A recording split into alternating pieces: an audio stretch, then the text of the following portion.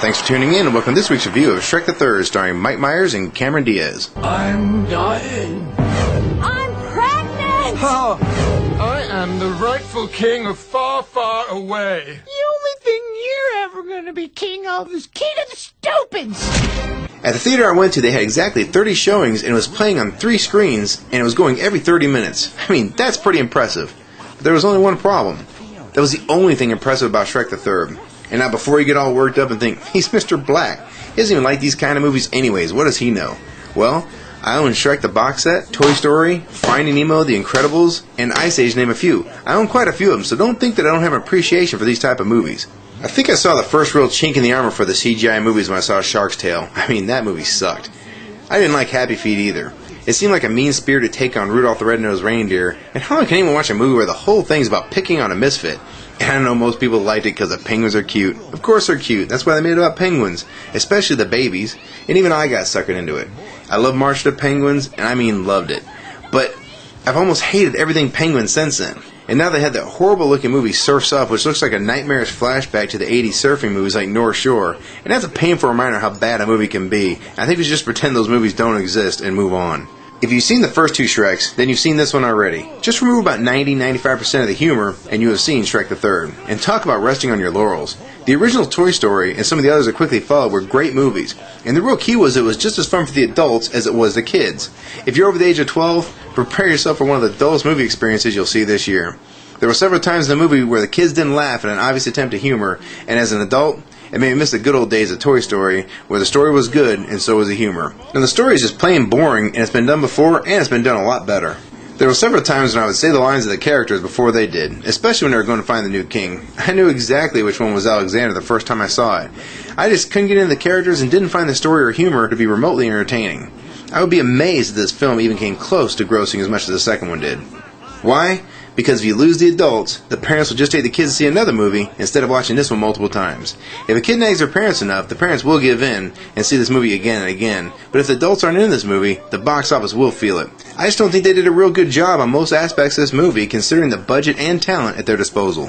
There's no real point in talking about the cast. They're pretty much all the same. They can only do so much with a mediocre script. The voiceovers are fine, but nothing special. I've liked Mike Myers' work in the past, but sometimes too much is just too much. Now you have around 4.5 hours of this ogre, and I think I had my fill at around 3. This was a 2-trick pony that broke its leg in the third jump. I don't think this movie's rushed. It's been 3 years since the second one was released, so it's not like they hurried it. They know this. Just putting Shrek in the title alone pretty much guarantees at least $150 to $200 million gross without even trying.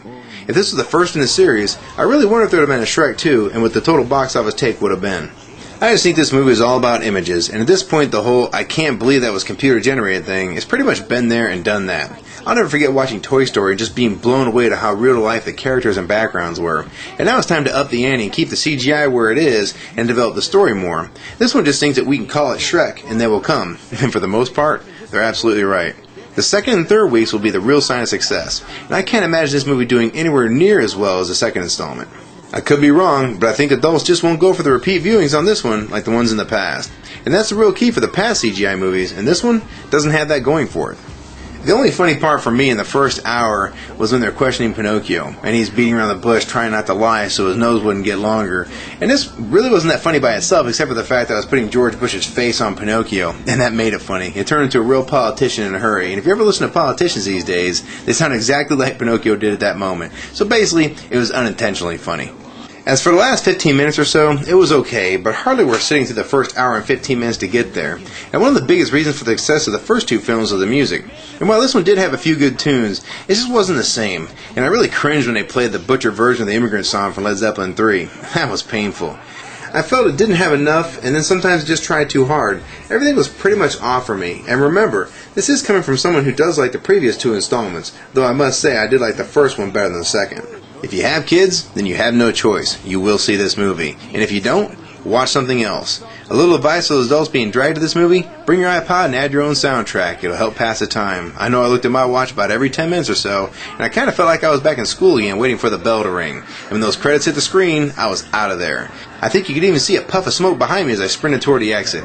I didn't even care if there was going to be any outtakes. I was in no mood to laugh at that point, and I just wanted a breath of fresh air. And as I said before, I own the first 2 as a box set, and as far as I'm concerned, the Shrek stops there.